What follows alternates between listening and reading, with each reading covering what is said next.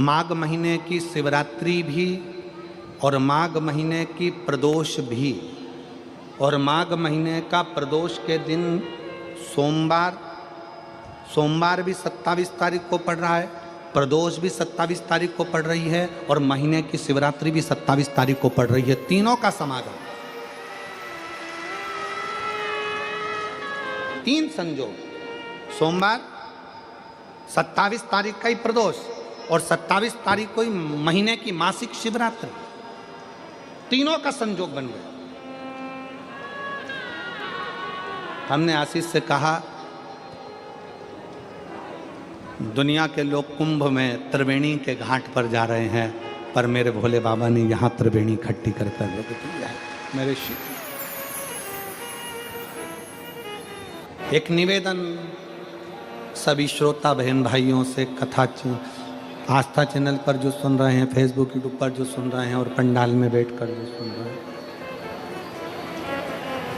जिस दिन दिल से हारो ना,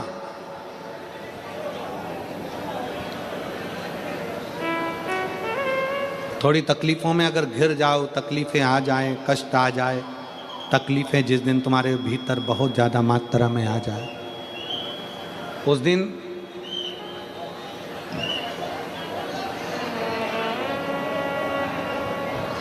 तीन बेलपत्र,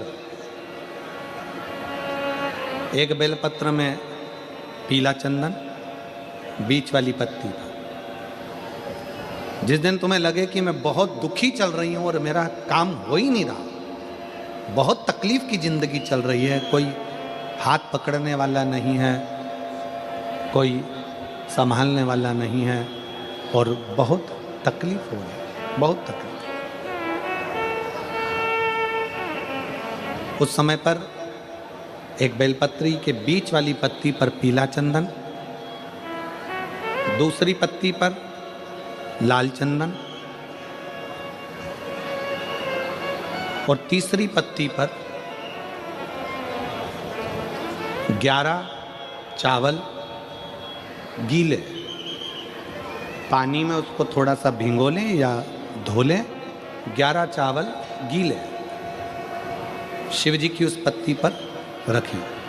सबसे पहला पीला चंदन का बेलपत्र, दूसरे नंबर पर लाल चंदन का बेलपत्र, तीसरे नंबर पर जो 11 चावल आपने धोकर रखे हैं वो हाथ की हथेली में रखना है, और हाथ की हथेली में रखकर अपनी कामना कर कर भगवान शंकर से विनय कर कर पंचाक्षर मंत्र नमः शिवाय या षडाक्षर मंत्र ओम नमः शिवाय या श्री शिवाय नमस्तुभ्यम बोलकर उस बेलपत्र पर सीधे हाथ में रखकर उल्टे हाथ का स्पर्श कर कर बाबा से अपने मन के भाव कहकर शंकर के शिवलिंग पर उसे समर्पित कर दीजिए।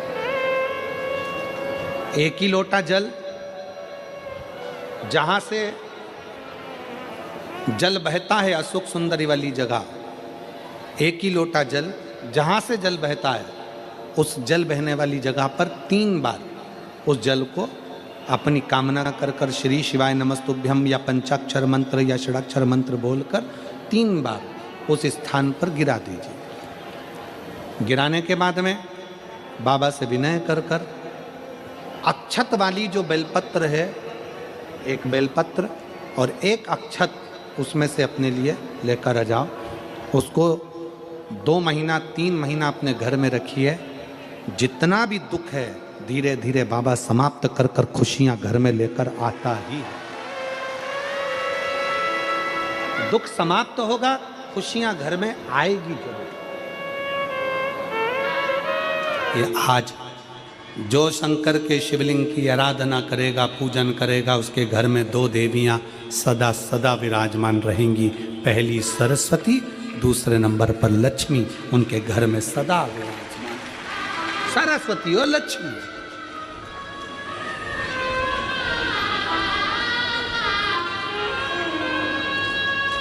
एक देवी का फूल होता है, शायद मुझे उम्मीद है कि आप सब जानते होंगे। एक देवी का फूल होता है जिसको जायसोन या गूलर का फूल भी कहते हैं, घंटी वाला फूल भी कहते हैं, लाल कलर का होता है।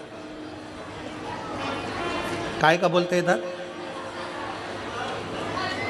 गुड़ल, गुड़ल का फूल, जायसवान का फूल लाल कलर का होता है, जिसमें घंटी निकली रहती है एक छोटी सी, उसमें पीले पीले पीले पीले दाने रहते हैं।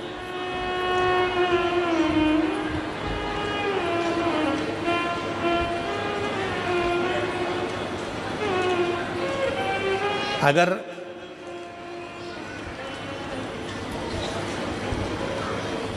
मान लो कोई बेटा बेटी, कोई लड़का लड़कियां, कोई बेटा बेटी, नवयुवक बच्चे या बहुएं या कोई अन्य व्यक्ति भी कोई कार्य चालू कर रहा है, मान लो कोई कार्य आप चालू कर रहे हैं, एजुकेशन के लिए बढ़ रहे हैं, या आपने कोई लक्ष्य बनाया है कि मुझे इस कंपटीशन एग्जाम में बैठना है, इस कंपटीशन एग्जाम में बैठना है और मेरा इसमें पास होना जरूरी है, और मैं जो चीज पढ़ती हूं ना मैं भूल जाती हूं, मैं अध्ययन करता हूं और भूल जाता हूं। कई माताएं भी ऐसी हैं 40, 45, 50 साल, 60 साल की हो गई, 60, 70 साल की हो रही हैं, कई बार कह देती हैं मेरी याददाश्त ठीक नहीं है, मैं कोई सामान रखती हूँ भूल जाती हूँ, मेरी याददाश्त में नहीं रहती। कोई भाई भाई लोग कह देते हैं मेरी याददाश्त में नहीं रहता, भूल जाता हूँ। कोई कह कर गया मुझसे बात कर लेना और मैं भूल गया कि मेरे को उससे बात करना था। कई बार मुझे मनी मंजिल तक पहुंचना है।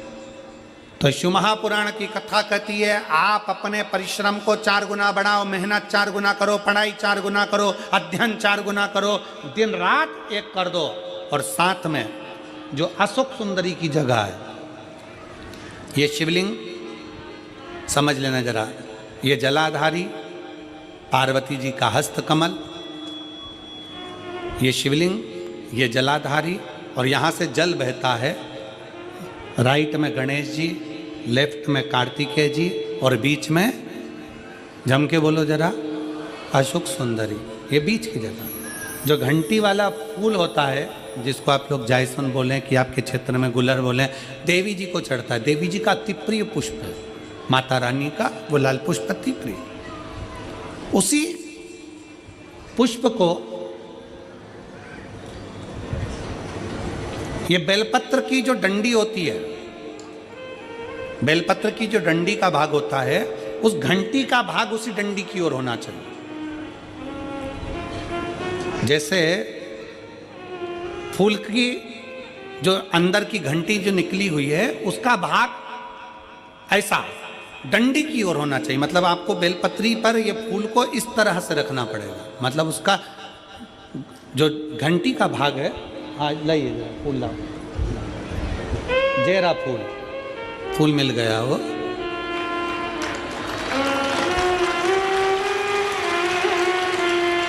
फूल मिल गया।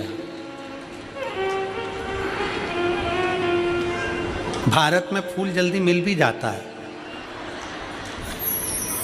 मिल गया। अब ये फूल और इस फूल की जो घंटी का भाग है वो इस डंडी की ओर हो, हमारे डंडी के साइड। अपनी कामना कर कर, अपना नाम और गोत्र का स्मरण कर कर, शिव जी से अपने मन का भाव बोलकर इस फूल को और इस बेलपत्र को 12 महीने शिवरात्रि पड़ती है। किसी भी शिवरात्रि पर अशोक सुंदरी वाली जगह पर, शंकर के शिवलिंग की ओर जो अशोक सुंदरी की जगह है, वहाँ पर डंडी और घंटी का मुख शिवलिंग की ओर होते हुए उस बेलपत्र को समर्पित करो। कब करना है? पहले 1 लोटा जल समर्पित कर कर, फिर ये बेलपत्र अपनी कामना कर कर, बाबा से विनय कर कर, बाबा मेरा ये कंपटीशन एग्ज़ाम है, मैं पढ़ूंगी, 4 गुना मेहनत करो, अध्ययन करो, अच्छी पढ़ाई करो, दिल से पढ़ो, रात दिन एक कर दो, और 1 घंटी का पुष्प, 1 बेलपत्र, जब तक तुम्हारा एग्ज़ाम ना आए, 4 महीना, 5 महीना, 3 महीना, प्रत्येक शिवरात्रि, हर महीने शिवरात्रि आती है, प्रत्येक शिवरात्रि पर समर्पित करो। आप अपने लक्ष्य तक पहुँचोगे ही, कोई रोक नहीं सकता। आप अपने लक्ष्य तक, अपनी मंजिल तक पहुँचे ही जाओगे। बोल बम का नारा है,